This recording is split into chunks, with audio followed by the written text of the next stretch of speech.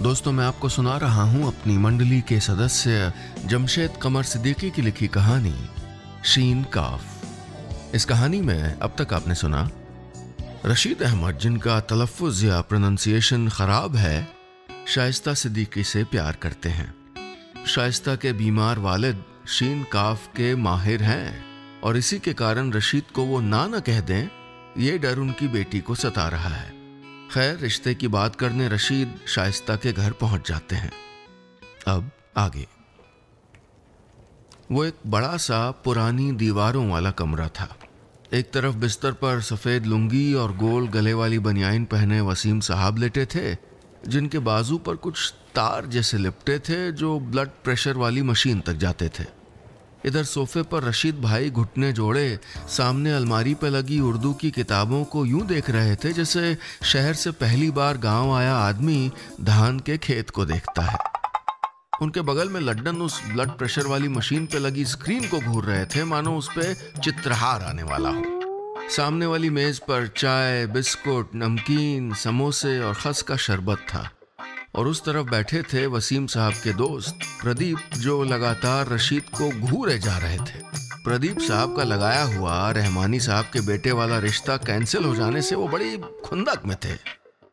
बुजुर्ग वसीम साहब ने उठने की कोशिश करते हुए कहा, हरीफ मतलब मुश्किल नहीं फुसून नियाज, दुआ कबूल हो या रब के उम्र खिज्र दराज। है कि नहीं साहब? बात लड्डन और रशीद के सर के ऊपर से गई, फिर भी दोनों बोले, बिल्कुल बिल्कुल, वाह वाह वाह वाह वाह। फिर लड्डन ने मक्कारी करते हुए रशीद की ओर देखा और बोला, कमाल है नहीं? क्या शेर कहा रशीद साहब ने? गालिब का है। तभी प्रदीप जी की सख्त आवाज गूंजी। दोनों ने चौंक कर देखा तो वो आंखें निकाले घूर रहे थे। वसीम साहब बोले, अरे इनसे तो तारुफ कराया ही नहीं, ये प्रदीप हैं, हमारे कॉलेज के दिनों के दोस्त। यही हमारी जवानी के हमराज हैं और यही बुढ़ापे के हमराह। रशीद ने तय किया था कि वो ज़्यादा बोलेंगे नहीं, लेकिन सब कुछ भूल भाल गए जब हाथ में बर्फी की प्लेट लिए शाइस्ता दाखिल हुई। हरे लिबास पर मेहंदी रंग का दुपट्टा सर पे रखे वो इतनी खूबसूरत लग रही थीं कि रशीद खो गए। बीपी मशीन के तार ठीक करते हुए वसीम साहब बोले, भाई हम आज़ाद ख्याल लोग हैं, लड़का लड़की एक दूसरे को पसंद करते हैं तो हमारा क्या दखल है? हम तो आपकी मसरतों की ख्वाहिश करते हैं खुदा से, और क्या। चलिए मुंह मीठा कीजिए, मुंह मीठा कीजिए। कमरे में खुशियों के फूल महकने लगे, सब चेहरे खिल गए, लेकिन सामने बैठे प्रदीप जी के चेहरे पर लानतें बढ़ने लगी।